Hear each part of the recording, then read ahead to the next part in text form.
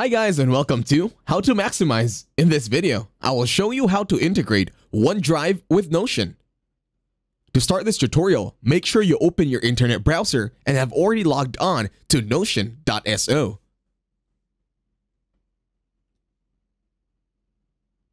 Once you are now in the website, locate Settings and Members. Once you're here, go to My Connections. And then on the upper right, tap on Show All. In here, you're going to locate OneDrive.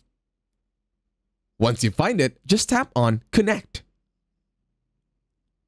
Now wait for the website to finish authenticating your progress or your settings.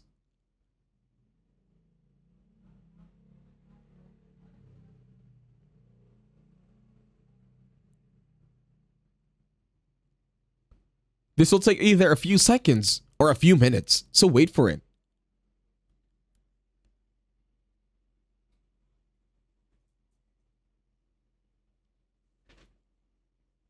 Once the website finishes loading, all you have to do this time is log in to your OneDrive.